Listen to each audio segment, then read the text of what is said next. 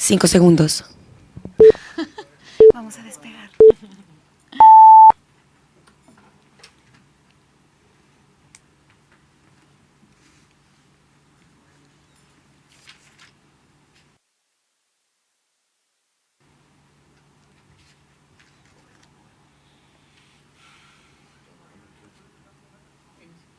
Hola, ¿qué tal? Bienvenidos sean todos ustedes a esta mesa de análisis y reflexión que propone la Universidad Autónoma de Nayarit. Yo soy Claudia Chávez y saludamos en este momento a todos aquellos que, pues bueno, se comunican con nosotros a través de las redes sociales que van a seguir esta transmisión y, por supuesto, pues bueno, para platicar diferentes temas. Esta es una producción de TV One, esto es En el Estudio, y el tema de hoy es el aborto. Justamente un tema polémico que genera diferentes posturas y división en la sociedad. Ha generado acciones tales como manifestaciones, iniciativas de ley, posturas encontradas, instituciones, movimientos sociales y más. Nuestra sociedad mayoritariamente está compuesta por católicos y pese a que la Iglesia conserva un rol político importante todavía en nuestro país, pues en México se han dado pasos notables para la liberación justamente pues bueno, de leyes en favor de esto. En la Ciudad de México el aborto antes de las 12 semanas es despenalizado, pero esto parece ser un asunto lejano en todo el país, porque a 13 años de que el Congreso de la Unión pues lo haya aprobado, ha habido más de 20 iniciativas de ley y no se ha llegado a un acuerdo al respecto.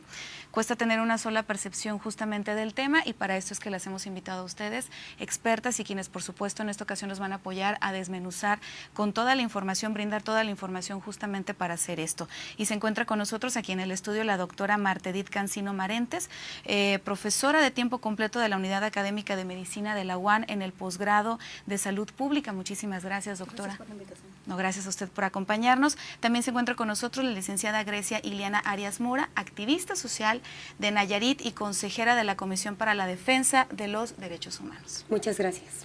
También se encuentra con nosotros Claudia Padilla Ramos, psicóloga del Servicio Especializado de Violencia Familiar de los Servicios de Salud en Nayarit. Muchísimas gracias, Claudia.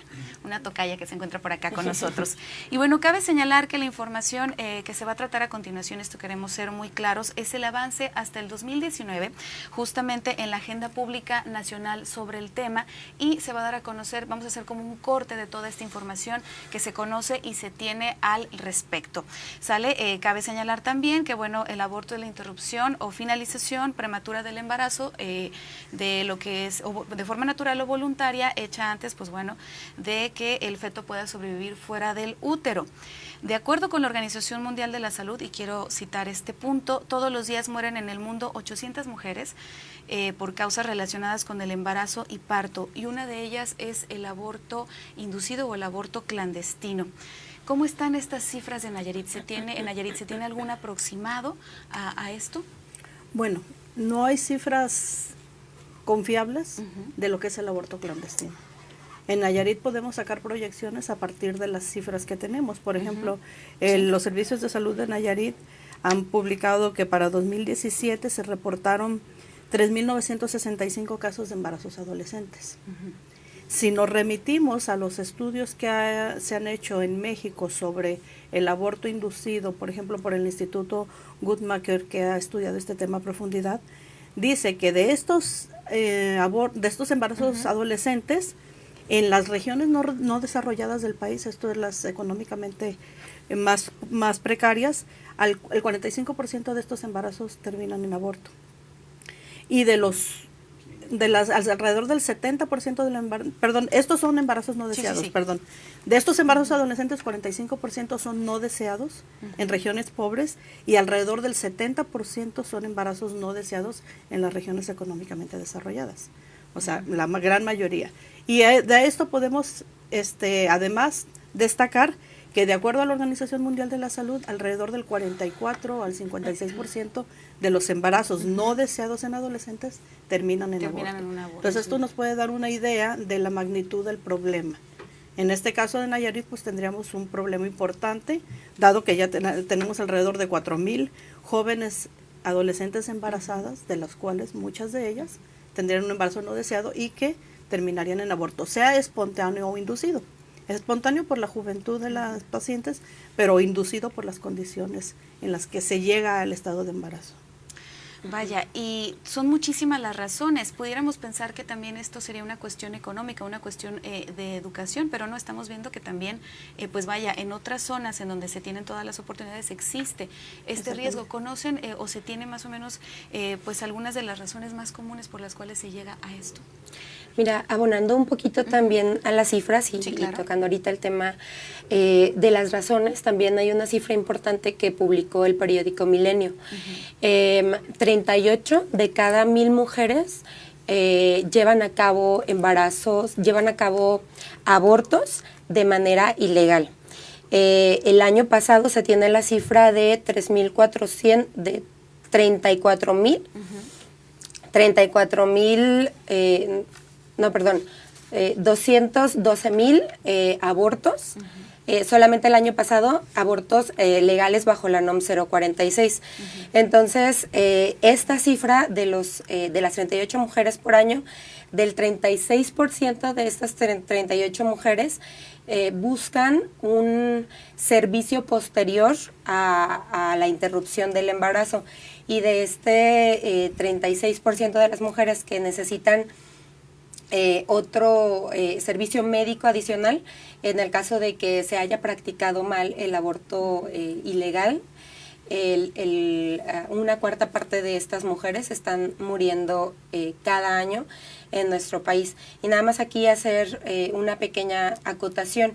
Es un número bastante amplio de mujeres que están muriendo, y la perspectiva que se tiene para hablar sobre el aborto, pues son dos perspectivas, una la que es de salud pública, sí, y la otra perspectiva que es un tema un poco más abstracto, que es el tema pues que cada uno concibe desde sus cultura personal, desde su ideología personal. Entonces, en el tema de los números duros y de la salud pública, pues creo que es importante comenzar a legislar sobre ese tema. Muy, muy importante. Ahora, una cosa interesante en cuanto al problema, el asunto del aborto, es que hay diferentes vertientes como verlo. Desde la salud pública nos preocupan no tanto en la situación del aborto, sino las condiciones en las que se da. Porque al final de cuentas, aborto es un fenómeno que ha acompañado a la reproducción humana desde tiempos inmemoriales. Sí, sí, sí. Sin embargo, cada vez se da en situaciones diferentes en la medida que las sociedades evolucionan, y como cualquier problema social, no tienen una sola causa ni tampoco una sola solución. En el caso podemos remitirnos, por ejemplo, a algunas cifras exactas que tenemos de cómo se ha ido analizando este fenómeno en la Ciudad de México y en la zona metropolitana cercana, que es donde sí se puede estudiar con cifras puntuales. El grupo GIRE, Grupo para Información en Reproducción Asistida, ha publicado un reporte donde dice que en 11 años de la interrupción legal del embarazo aprobada en la Ciudad de México, se han sometido a abortos, a interrupción involuntaria del embarazo, 194.153 mujeres. La cifra más actual creo que es 199.000 mujeres, 200.000. Y alrededor de 16.500, 17.000 por año, para una zona metropolitana que tiene millones de habitantes, y de esos millones de habitantes una gran proporción de jóvenes. Pero llama la atención, por ejemplo, cuál es el perfil de las personas que se han sometido a este procedimiento. Muchas de ellas son de Ciudad de México, Estado de México o lugares cercanos. Sin embargo, hay pacientes de toda la República que han ido hasta allá. Por ejemplo, hay reportadas 47 pacientes de Nayarit que han ido a solicitar la interrupción. La edad, el 46%, casi la mitad, son jóvenes entre 18 y 24 años. Esto nos habla de un problema de embarazo adolescente. Pero también hay mujeres de 24 a 29 años y mayores hasta 34 años. Quiere decir que el problema del aborto no nada más tiene que ver con embarazo adolescente. Exacto, no es una edad en específico. La escolaridad, la mayoría tienen preparatoria, muchas con nivel educativo secundaria, pero hay mujeres con educación superior. Fíjate que la mayoría, 149.000, la mayoría de todas estas 200.000 se han sometido al procedimiento y no han requerido solamente la intervención con medicamentos. Algunas, 42.500, han necesitado una aspiración del producto, un procedimiento recomendado por la Organización Mundial de la Salud, y solo 3,000 han necesitado un legrado uterino instrumentado, que son el procedimiento hasta cierto punto con mayor riesgo. El tipo de embarazo, la evolución del embarazo, el 28% en menos 4 o menos semanas de la gestación, o sea, en etapas muy tempranas. Y solo el 1% llegó hasta la semana 12. Quiere decir que la mayoría toma su decisión de manera temprana y no tiene que esperar hasta que el embarazo implique un riesgo someterse a este procedimiento. Más del 50% son solteras. Casi 30% son en unión libre. Esto quiere decir 50 más 30, 80% sin una pareja estable. ¿Sí? Y paridad, 34% no tiene sin hijos, pero 26% ya tiene un hijo, 22% tiene 2 hijos y 10% tienen 3. O sea, casi más del 60% ya tienen un hijo. Entonces, no es el hecho necesariamente de que no quieran afrontar la maternidad, es que seguramente no tienen las condiciones adecuadas para hacerlo. Y esto nos lleva a especular que no todos los embarazos que terminan en un aborto o una interrupción voluntaria tiene que ver nada más con la persona que por primera vez sale embarazada, ¿sí? Sino personas que su condición social, económica, familiar no les permite enfrentar el reto de la maternidad de la manera que ellas consideran adecuadas. Más cuando ya tienen la experiencia de ser madres de uno o más hijos y que no pueden enfrentar esto más. Por tanto, deciden la interrupción legal. Sí, yo creo que uno de los temas muy importantes en este sentido es que de alguna manera las cifras nos permiten tener un panorama claro de lo que está sucediendo en salud. En salud, en este caso con las mujeres. Sí. Sin embargo, otro tema que también es muy importante es el tema de humanizar estas cifras y humanizar, digamos, yo lo acabo de mencionar, un cuarto de el 38% de las mujeres que están muriendo por embarazos ilegales o abortos ilegales. Están muriendo y, como lo comentaba la doctora, son mujeres que se encuentran en diferentes situaciones, de diferentes edades, en diferentes momentos de la vida.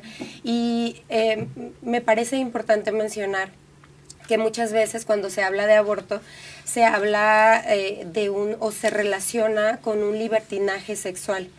Pero la realidad es que las razones por las que las mujeres requieren un aborto son muchísimas. Hay una agrupación que se llama Fondo María. Fondo María hace un registro de las mujeres que abortan. No publica sus datos personales, pero de alguna manera registra cómo fueron estos abortos y actores de la República le dan voz a las historias de estas mujeres. Hay mujeres que son menores de edad, hay mujeres que ya tienen una familia y que tienen 4 o 5 hijos y que no quieren tener un hijo número 6. Hay mujeres que el preservativo no funcionó como debería haber funcionado. Sí, claro. Hay mujeres que tuvieron diferentes situaciones para tener un embarazo no deseado y que requieren de un aborto. Entonces, es importante mencionarlo porque en la discusión que hay para el tema de legislación se humaniza de alguna manera el óvulo. Se humaniza el producto, pero no se humaniza a la mujer. No se humaniza la historia de vida de la mujer, las necesidades de la mujer. Entonces, pues en este sentido, me parece que las cifras nos ayudan muchísimo para ver que es un problema real, sin dejar de lado también que estamos hablando de seres humanos, de mujeres. De poder evaluarlo. Claudia, desde el punto de vista psicológico, ustedes, bueno, desde el área donde tú estás, aplican una norma, la norma 046, de la cual hablaremos más adelante, pero desde el punto de vista psicológico y en tu experiencia, algo que nos puedas compartir de estas razones, justamente de cómo llegan, son circunstancias diferentes. Pues a lo largo del tiempo que he estado escuchando todas las historias de estas mujeres, me he encontrado con muchísimas razones por las cuales una mujer no quiere tener otro hijo. Casi siempre implican cuestiones económicas y una inestabilidad que ya la sufren ellas mismas, ¿no? Y que de alguna manera no quieren traer a alguien al mundo a sufrir con ellas esta inestabilidad. Pero los casos en los que yo trabajo son situaciones de violaciones. Sí, claro. La norma 046, tú sabes que trabaja con la violencia familiar, la prevención y la atención. Entonces, todos los casos que yo oferto esta opción son derivadas de una violación. Como lo comentaban, en la Ciudad de México, bueno, ya se tiene tiempo que esto está despenalizado, que ya las mujeres pueden tomar esta decisión libremente. ¿Por qué no en Nayarit? ¿Por qué no se ha dado en nuestro estado o en otros estados? ¿Qué es lo que ha pasado al respecto? ¿Por qué se sigue como manteniendo esta situación errática a poderlo hacer? Como una postura, me imagino, que es, bueno, humanizan el producto, pero no se humanizan las razones ni la historia de vida de cada una de ellas. Así es. Pues mira, también me parece importante mencionar que el tema de la legalización del aborto es un tema internacional, es un tema de salud pública internacional, no es un tema que se esté trabajando solamente en Nayarit o en México. Entonces hay un movimiento muy fuerte que se llama Marea Verde. Marea Verde es un movimiento que busca la legalización del embarazo, pero lo repito constantemente, la legalización del aborto, y pues llega a Nayarit el movimiento. Se comienzan a hacer algunas actividades, no se comienzan a hacer, ya había agrupaciones que lo hacían antes, lo hablaban ya desde la academia, lo hablaban ya algunas mujeres dentro del ámbito político. Y también activistas hablaban de este tema. Pero digamos que se viene un poco más fuerte con la llegada o la apropiación también de la Marea Verde, y pues es un tema difícil. Creo que la manera en la que se puede hacer más conciencia sobre este tema es de alguna manera invitando a las instituciones a que bajen información profesional, científica, laica, porque de alguna manera cuando estos debates se generan en otros espacios es un poco más difícil, porque les comentaba, tenemos perspectivas muy abstractas, muy personales de cómo abordar esos temas. Entonces, si se habla con datos duros, con datos científicos, muchos de los que nos está proporcionando la doctora, pues es mucho más fácil para las personas que puedan también expresar una opinión pues también fundamentada y con más argumentos. Entonces, de alguna manera uno de los como retos que ha enfrentado el tema de la legalización del aborto es la participación de las instituciones, que ha sido gradual, y por eso celebro que haya un espacio académico universitario desde el que se hable con esta seriedad y con esta responsabilidad sobre el tema. Así es. Es evidente que de alguna forma, ¿por qué los estados no lo permiten? Y siendo que la Ciudad de México sí. Bueno, los hechos a los que nos remitimos es que en los últimos años, en lugar de ver avances hacia la legalización, ha ido pasos en contra de este proceso. Hay 17 constituciones estatales que declaran explícitamente que protegen la vida desde el momento de la concepción. Y esto ya es una manifestación de ideología religiosa o posiciones conservadoras para tratar de que el avance legal no se dé, ¿sí? El avance en la legislación al respecto no se dé. Y bueno, reconocemos que hay lobby político por parte de los grupos religiosos, ¿sí? Para infiltrar, para impedir que las iniciativas que se presenten puedan tener éxito al nivel de los congresos estatales. Por ejemplo, si nosotros contemplamos cuáles son las causales de aborto que se reconocen en los códigos penales estatales, sabemos que la violación está reconocida como una causal permitida, ¿sí?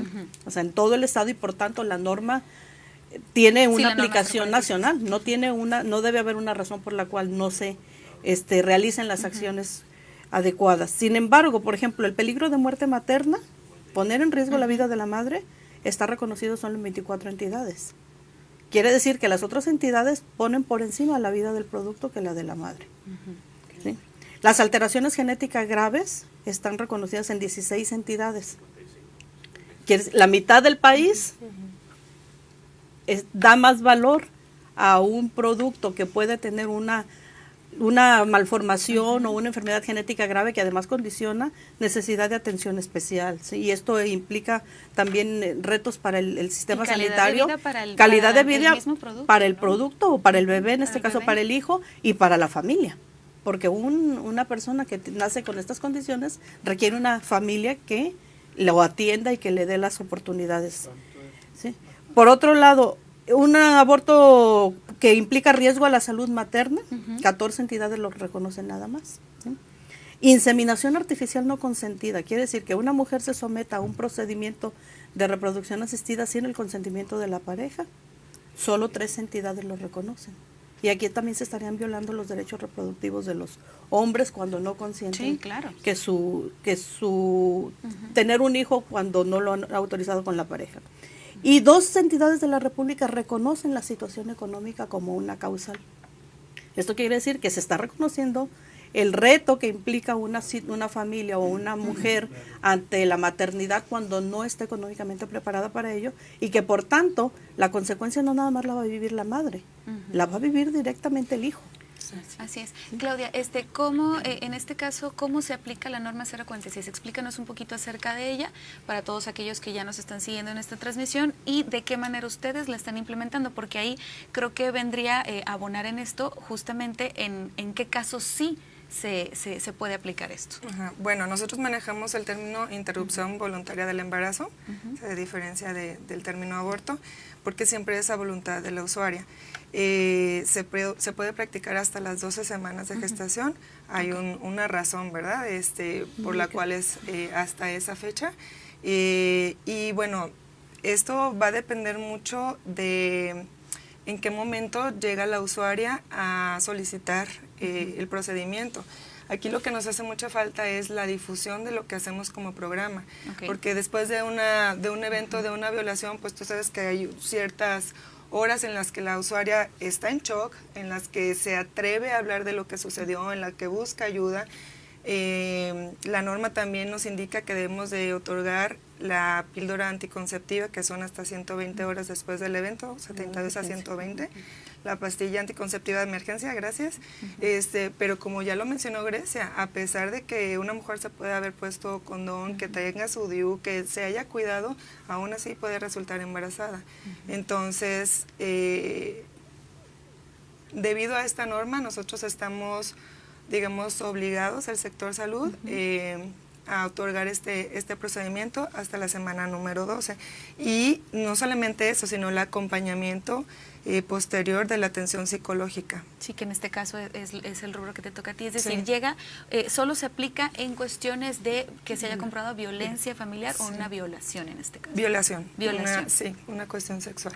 Violencia sexual. Un acotamiento interesante de la norma es que no se tiene que comprobar la violación. Sí, creo que porque la modificación de la norma que se hizo en 2016 dice que a la persona afectada tiene que declarar por escrito, bajo protesta de decir verdad, que el embarazo es producto de una violación. Pero que además el personal de las instituciones de salud no tienen la obligación de comprobarlo. Con que ella lo declare y lo diga por escrito es suficiente para asumir que está diciendo la verdad y que se le debe otorgar la prestación de servicios. De la verdad, así es. La universidad, desde su punto de vista, ¿puede generar algo en este punto, además de conciencia? En el sentido de... En este sentido, en el sentido de, generar todo este trabajo y hacer políticas públicas, tal vez exigir, tal vez proponer. Por supuesto, bueno, una de las cosas que hacemos a través de la universidad es la difusión, la divulgación de resultados y consecuencias. Porque desde el punto de vista académico lo que más nos interesa son las consecuencias del aborto, no el aborto que se lleva a cabo en condiciones adecuadas. La OMS, la Organización Mundial de la Salud, ha clasificado los procedimientos de interrupción del embarazo en 3 niveles. Lo que consideran aborto seguro, cuando se lleva a cabo por personal entrenado con los métodos recomendados por la Organización Mundial de la Salud. Lo que se llama aborto inseguro o menos seguro cuando se lleva a cabo por personal entrenado en métodos no recomendados o con métodos recomendados por personal no entrenado. Y lo que se llama aborto inseguro, que es cuando se lleva a cabo por personal no entrenado y por los métodos no recomendados, sobre todo métodos invasivos en condiciones inadecuadas de higiene y de adiestramiento. Esos son los que nos preocupan, porque esos son los que tienen consecuencias mortales o consecuencias a la salud definitiva. Por ejemplo, que la mujer pierda el útero y entonces en un momento de su vida no quería un embarazo, pero eso no significa que ella tenga una paridad satisfecha y que en el futuro no quiera tener hijos. Entonces, esas son desde el punto de vista sanitario lo que nos interesa, porque el aborto llevado a cabo en condiciones seguras no representa un problema más de salud que los que representan toda la atención obstétrica. El asunto es esto, cuestiones, ¿sí? Esa era otra de las cuestiones. ¿Es un problema de salud pública el aborto desde este punto de vista? Es un problema mientras no sea legalmente permitido, porque entonces eso, al no ser legalmente permitido, no significa que ya no se lleve a cabo, significa que se lleva a cabo en condiciones no adecuadas, generalmente en condiciones inseguras.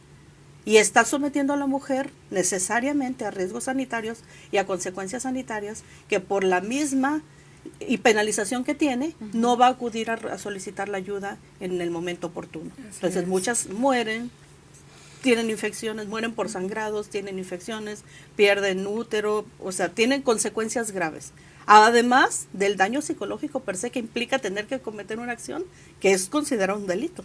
Que es considerado todavía un delito y que hay un estigma ahí, Claudia. Sí, así es. Entonces, por eso es tan importante el acompañamiento también terapéutico que tienen estas mujeres. Se trabaja con todas las consecuencias emocionales, se les hace saber que están en su pleno derecho de realizarse el procedimiento y eso les da mucha, digamos, mucha paz, una reconciliación con lo que está sucediendo. Y el hecho también de que sepan que están embarazadas debido a una violación. Entonces, es un proceso largo, tenemos unas formas de abordar, dependiendo del tipo de violencia con el que se acercan las mujeres. Hay un protocolo especial para las mujeres que sufrieron violación que está diseñado por especialistas para poder tratar de restituir la cuestión emocional y la salud de las mujeres que han vivido este proceso. Si estos procesos son largos, ¿no se corre el riesgo de que en algún momento dado, pues vaya, en lo que se aplica la norma, el bebé se siga desarrollando y esto conlleva un problema mayor? No, la atención en cuanto al procedimiento de la IVE es inmediata. Sí, me refiero a que es una cuestión de acompañamiento largo, lo que viene después del procedimiento de la IVE. Ah, ok, es el posterior. Doctora, nada más para confirmar, muchos usuarios de nuestras redes sociales están preguntando nuevamente acerca de estas cifras que usted nos está dando, si son de Nayarit. Estábamos informando que es lo que se tiene en Ciudad de México, ¿verdad? Sí, lo último que comenté es donde se ha documentado ya la práctica de interrupción legal del embarazo durante 11 años que se ha llevado a cabo. ¿Sí? Así es, esto en Ciudad de México hay que especificarle a toda la gente que nos sigue a través de las redes sociales. Porque y algunas son cifras de la Organización Mundial de la Salud, porque la Organización Mundial de la Salud que ha estudiado esto, por ejemplo, da la cifra de que la mortalidad materna por abortos inseguros es entre el 8 y el 10% dependiendo de las condiciones del país. Quiere decir que es alta. Muy alta. ¿Sí? Es alta y si eso lo trasladamos a que la mitad de los jóvenes que se embarazan son embarazos no deseados y de esos prácticamente la mitad van a terminar en abortos, seguramente en condiciones de inseguridad porque no es una práctica permitida, entonces el rango de mortalidad va a tener un impacto importante como problema de salud pública. Así es. Grecia, como activista social, pues tú estás a cargo de muchas de estas situaciones, tú estás a cargo de manifestarlo, de estos movimientos, de exigir, de tener estas marchas. ¿Cómo ha sido desde tu perspectiva? ¿Cómo es recibida por la sociedad el decir la mujer tiene el derecho de decidir? Mira, creo que hay dos situaciones sociales. Una situación es la que se vive en el campo y otra en las calles, y otra situación es la que se vive en el ámbito digital, en las redes sociales en general. En las calles, cuando hemos participado en foros, en marchas, en talleres, en capacitaciones, ha habido mucha apertura, mucha curiosidad, muchas preguntas. Algunas personas han manifestado que han llevado a cabo abortos ilegales, y es importante mencionarlo porque ilegal tampoco significa precisamente inseguro, pues son menos seguros, pero no quiere decir que sea garantía de que haya repercusiones en la salud o en la vida de la mujer. Entonces, lo han manifestado. El aborto también tiene un tabú en muchas vertientes. No es nada más el tema del aborto clandestino o ilegal el que está estigmatizado, sino que también hay muchos testimonios de mujeres que han tenido abortos involuntarios, abortos naturales. Esa palabra creo que es la más adecuada, es un proceso completamente natural del cuerpo, y también está estigmatizado. Las mujeres también llegan a ser señaladas y llegan a tener estas frases como, les llegan a decir estas frases como de que no sirve para ser mujer, o de muchas cuestiones. Entonces, este tipo de acercamientos y de encuentros que tenemos también sirven para hablar de todos estos, de todas estas perspectivas del aborto. Eso, digamos, en la parte del campo.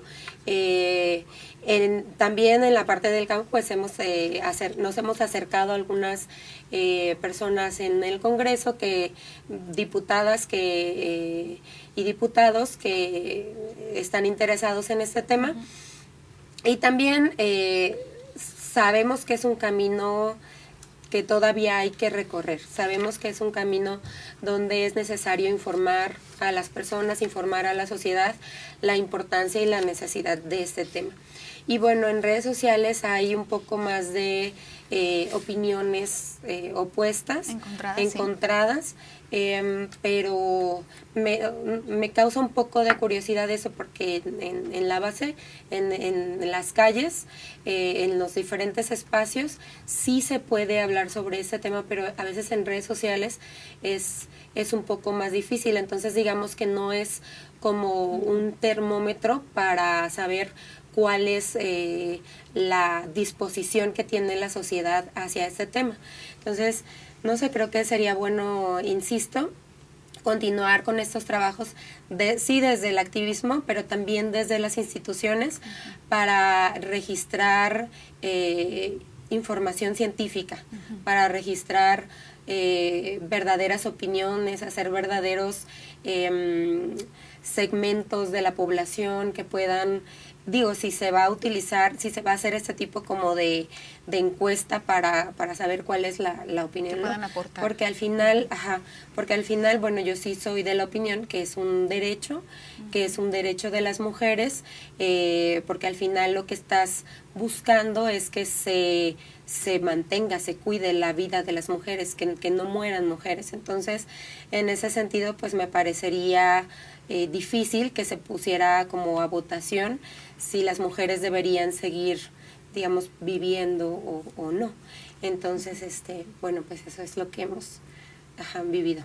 Pero han de pronto tenido ataques personales, porque incluso veo que te acompaña una de las personas que también trabaja muy de cerca en este tipo de acciones, en este tipo de actividades, y no sé si también de pronto ha sido como un tanto invasivo en su vida privada, ¿no? Este tipo de cuestionamientos. Sí, por supuesto. Me parece que la opinión pública tiene una perspectiva de que las instituciones tienen una opinión más, ¿cómo lo puedo decir?, más creíble, que sí desde el activismo muchas veces se hace. Entonces, cuando una persona desde el activismo, una mujer desde el activismo, desde una calle toma un megáfono y con datos contundentes, con los datos, por ejemplo, de la Organización Mundial de la Salud, de GIRE, comienza a dar información, no se toma como con la misma seriedad, con la misma responsabilidad.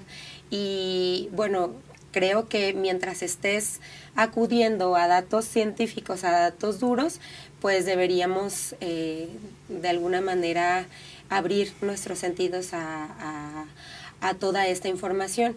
Entonces, estás un poco más vulnerable. Sí hemos recibido ataques, sí hemos recibido amenazas de muerte. Algunas de las compañeras que estamos en estos movimientos tuvimos, bueno, en mi caso no lo hice, pero algunas otras compañeras cerraron sus redes sociales por simplemente proporcionar información de la cartilla de los derechos sexuales de los adolescentes, por ejemplo. Wow. Entonces, sí hay mucho trabajo que hacer.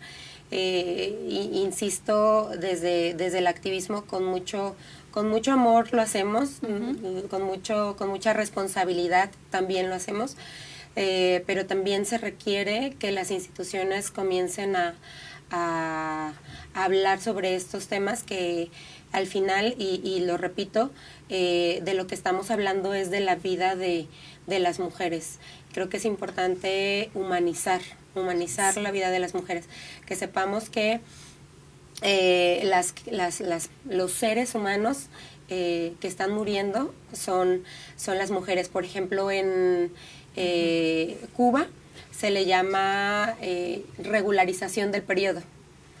No se humaniza un óvulo y simplemente lo que sucede es que pues llevan el procedimiento con la pastilla que se requiere y regularizan las mujeres el periodo. Entonces, pues esa es la experiencia que hemos tenido desde el activismo, pero seguimos trabajando y sabemos que los derechos humanos son un tema que eventualmente se reivindican. Entonces sí creemos que es un tema que se va a legalizar.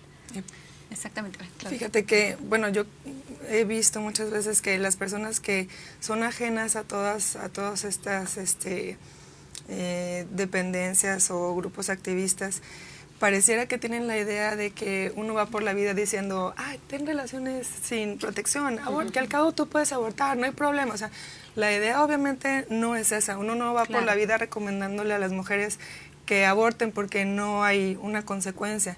Esto va acompañada con educación sexual, va acompañada con una generación de empatía con estas historias de vida, pero si no estás en contacto, si no has escuchado estos motivos por los cuales una mujer toma esa decisión, entonces es muy difícil que puedas comprender desde su perspectiva, ¿no? Entonces no es así, no es andar por la vida recomendando que no te protejas, al cabo puedes abortar. Es una idea completamente equivocada, igual que como el hecho de pensar que todas estas mujeres, perdón por la expresión, sí, pero claro, es por calenturientas o porque abrieron las piernas o ese tipo de juicios, ¿no? Hace falta muchísima empatía y mucha humanización, como dice Grecia. Exactamente, humanizar el tema. Y justamente también se encuentra con nosotros aquí en el estudio una de las integrantes de esta línea que es Marea Verde. Les paso, por favor, el micrófono, si lo pudieras tomar y brindarnos tu opinión justamente en este punto. Mabel, por favor, si nos pudieras presentarte y afirmarnos esta información, danos este punto de vista. Buenas tardes.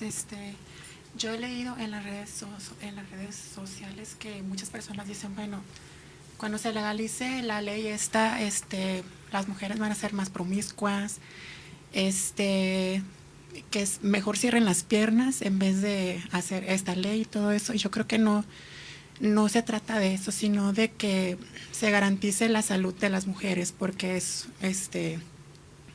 su cuerpo. Entonces, pues es muy importante que las personas lean sobre el tema y que pues respeten, ¿no?, que el cuerpo de la mujer, porque es quien ella toma su decisión. Ahí está esta participación. Muchísimas gracias, Mabel. Y bueno, regresando, tenemos unas aportaciones por parte de las personas que nos están en redes sociales. Ya me han estado pasando algunas, en unos momentos más vamos a mencionar, porque parece que están algo, pues interesados, pero a la vez con un poquito comentan como de molestia respecto a lo que estamos tratando en esta ocasión. Nos están comentando, por ejemplo, que qué flojera con las aportaciones que estamos dando justamente en este tema. Bueno, sabemos por lo general por dónde viene, ¿no? Ahora, y justamente tocando esto, la aplicación de esta norma a nivel nacional ha sido polémico, porque por un lado están los grupos conservadores que han tratado de desvirtuar la aplicación de la misma y también pues los juicios morales, teológicos, los introyectos de las personas que en este caso que tienen que brindar el servicio. Sí, bueno, nosotros estamos capacitando todo el año como programa de violencia familiar, todo el año a las diferentes unidades en cuanto a información acerca de violencia, qué es violencia, los tipos, las modalidades, las consecuencias, y hay un curso especial que se capacita a los médicos, médicas, personal de enfermería, psicólogos y psicólogas que estén interesados en el tema para que conozcan el procedimiento.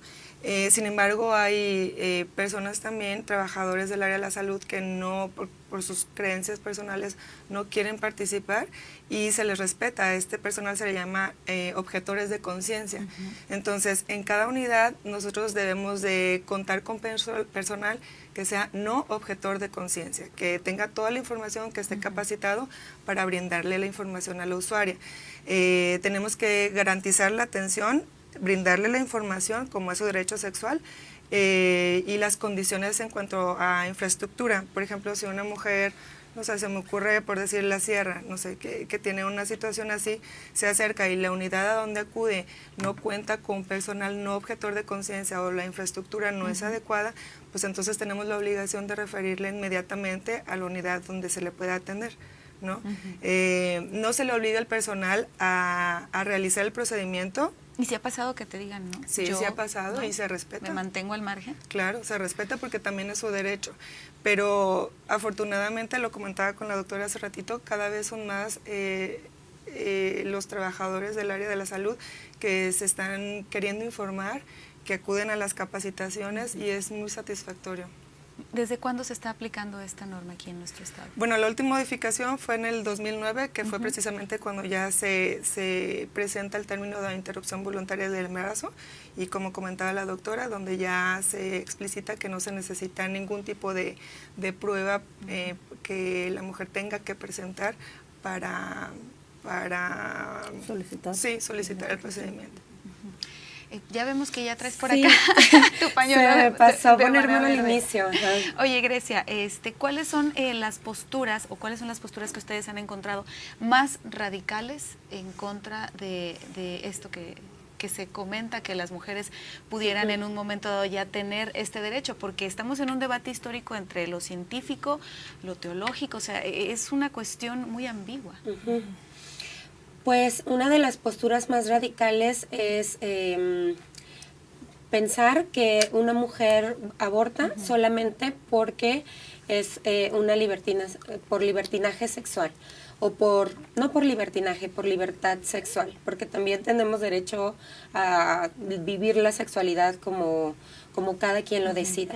Esa es una de las posturas, y entonces el comentario que viene seguido de esto es que sí, que precisamente, y me parece de verdad un comentario que yo no me imaginaría que se hiciera en este momento, en este tiempo-espacio en el que estamos viviendo, en este, digamos, tiempo de la evolución, que mejor murieran las mujeres, que mejor, o sea, los comentarios son que mejor las maten.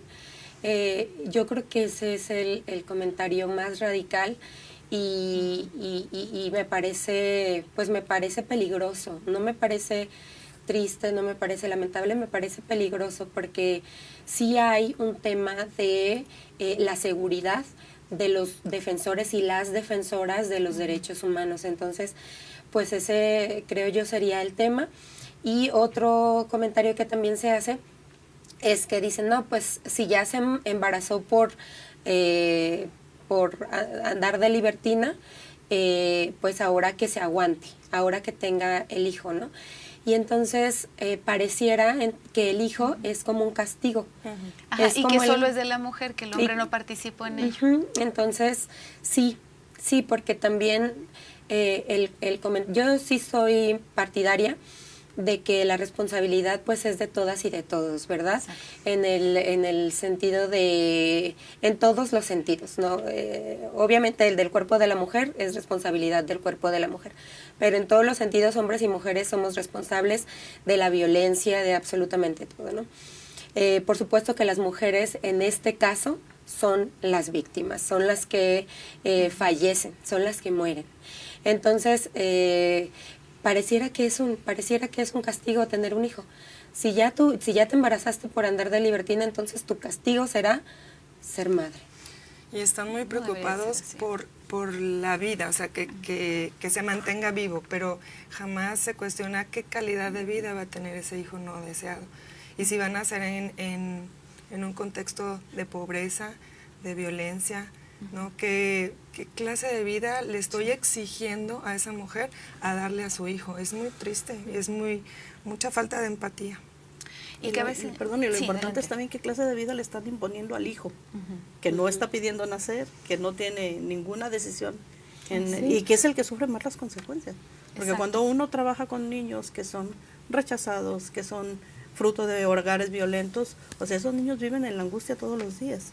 No saber si van a recibir la atención, si se les va a dar de comer, si van a poder asistir a la escuela, vivir en medio de un ambiente física y verbalmente violento, es también un castigo que se le impone. Algo que a mí me llama mucho la atención de cuando se está en contra del aborto es que se refieren a la vida desde, digamos, como de la concepción o de un óvulo, porque bueno, si hablamos de vida, por eso digo que es un concepto muy abstracto. Hay quienes dicen que la vida inició con el Big Bang, ¿no?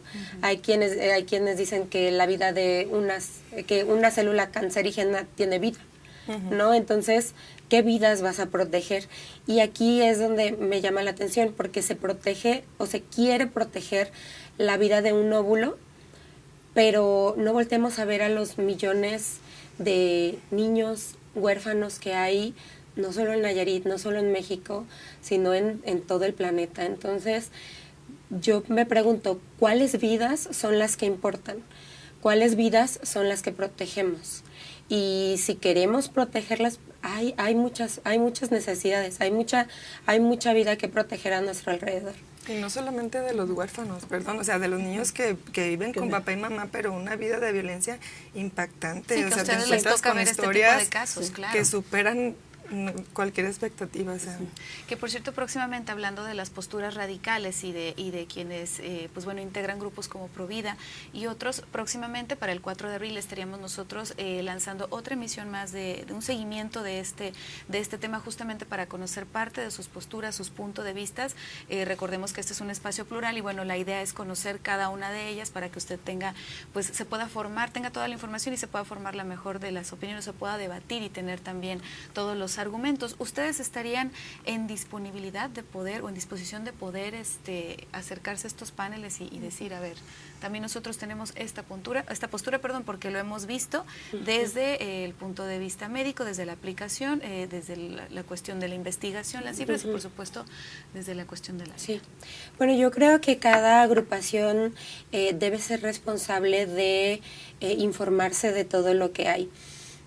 En el caso de Marea Verde, por ejemplo, sí nos hemos informado sobre cuál es esta perspectiva religiosa, y la perspectiva religiosa no quiere decir que todas las personas religiosas estén en contra.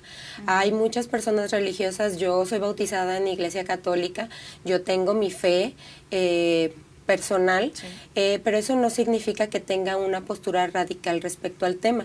Y también conozco a muchas personas de diferentes religiones, no solamente de la católica, porque también a veces eso sucede de que pareciera que es como la única perspectiva religiosa.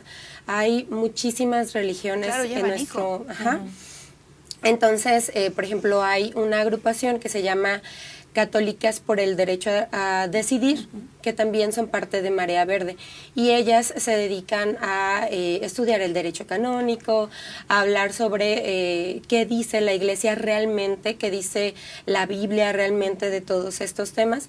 Entonces, a mí me parece muy interesante y también aplaudo que haya un panel donde pueda haber personas que tengan una perspectiva religiosa y ver desde sus distintas perspectivas cómo lo manejan.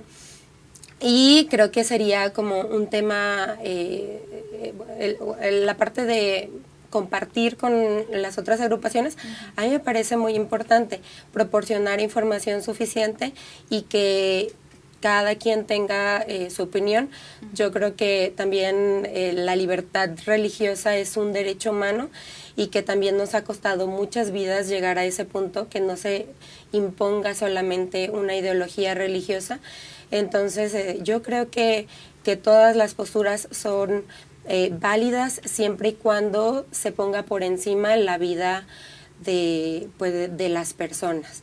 En este debate específico, las mujeres. No nada más hay cuestiones, no nada más son teólogos, también hay doctores, hay especialistas que también están a favor de la vida. Sí, y una cosa que hay que reconocer, que en una sociedad plural todo el mundo tiene derecho a opinar, a argumentar, a decidir. Sin embargo, México es un estado laico, donde implica que las creencias religiosas no deben imponer la legislación, por eso no deben, porque no deben. Entonces, una cosa es que tenga uno la creencia que tenga, y otra cosa es que las políticas gubernamentales deben ser totalmente independientes de las creencias de las personas que están encargadas de implementarlas. Entonces, si México es un estado laico donde todo el mundo tiene sus creencias, hay personas que pueden no estar de acuerdo por sus creencias, no se les obliga a abortar, ¿sí? Pero las personas que tienen el derecho de ejercerlo, pues lo tienen que ejercer, y las políticas públicas y las instituciones de salud deben permitirlo, simplemente. Justamente, perdón, hablando de políticas públicas, despenalizar el aborto, ¿sería algo efectivo, algo eficaz para erradicar esta situación que se está dando? ¿O vendría a lo que comentan muchos, a favorecer, a ampliar, y que las mujeres entonces digan sí por cualquier cuestión? No, se tiene la experiencia de Ciudad de México. Despenalizarlo no incrementó el número de abortos. Exacto. O sea, el número de abortos se ha mantenido, simplemente se dan en otras condiciones. En 2018, en marzo, el Lancet, una revista que es muy prestigiada a nivel médico, publicó un resumen de un estudio hecho a nivel mundial, y dice, las tasas de aborto no han cambiado básicamente desde 1990 en todo el mundo. Lo que va cambiando la cantidad de abortos en función del crecimiento de la población, pero las tasas no han cambiado. El aborto se lleva a cabo, esté legalizado o no.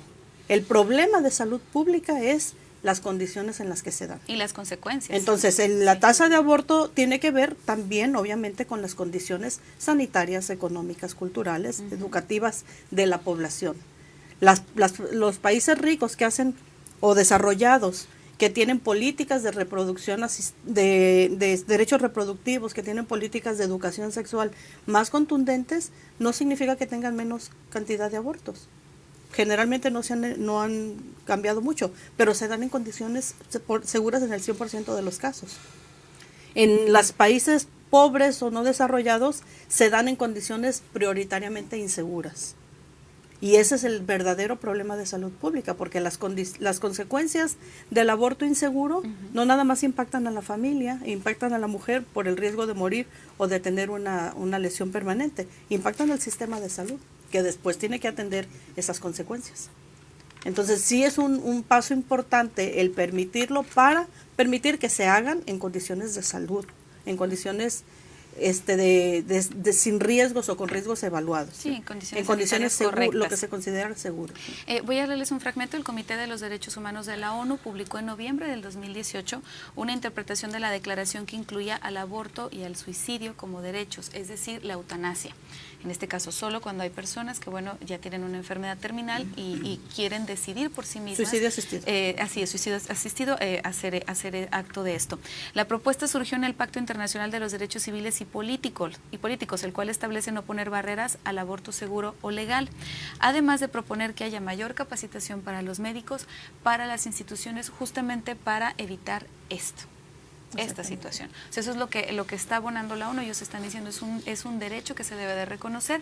Falta, obviamente, fundamentarlo en la Constitución de cada país, porque incluso vemos otros casos en otros lugares también, que está todavía más radicalizado. Sí. Exactamente, está mucho peor que de lo que está aquí en nuestro país y, por supuesto, en nuestro estado.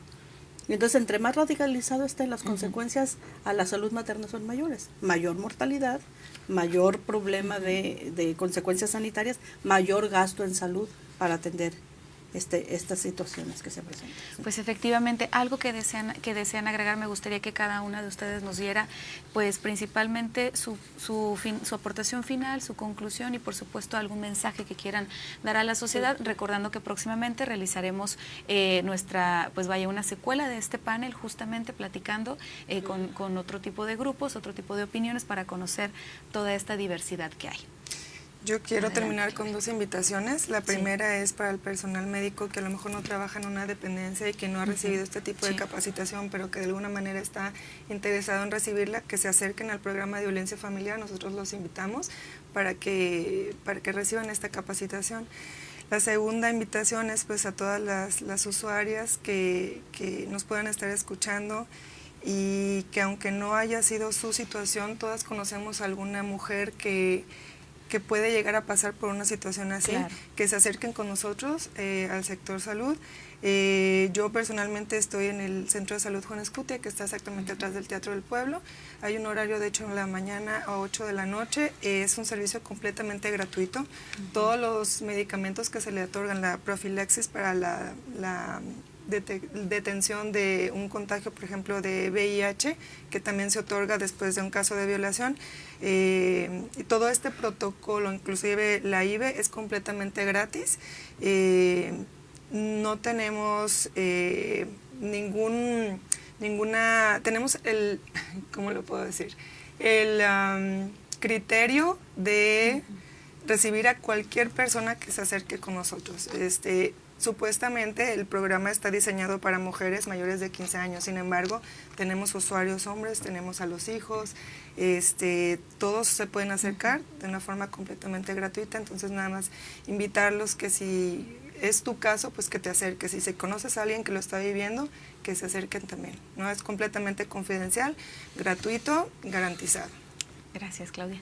Adelante, bueno, doctora. A manera de conclusión, tal vez la situación del aborto no va a desaparecer, sea legalizada o no legalizada, que como sanitaristas y como personal académico, lo que nos interesa es que haya elementos para que se atienda de la mejor manera, para evitar riesgos innecesarios a la mujer, para no perder más vidas de mujeres que se ven en esta situación de decidir, y que en un estado laico todo el mundo tiene derecho de recibir, de poder ejercer su libertad sexual, su libertad reproductiva. Muchísimas gracias. Gracias. Bueno, aprovechar el espacio para invitarles a que sigan la página. Se llama Marea Verde Nayarit y estamos ahí constantemente publicando información, datos duros en el tema de los debates. Creo que son debates infinitos.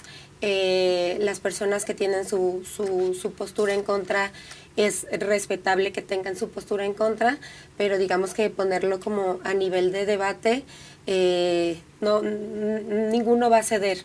Entonces, me parece importante que se traten como una mesa con una perspectiva, otra con otra perspectiva. Exacto. Y así ya me parece una manera muy, muy sana de hacer las cosas.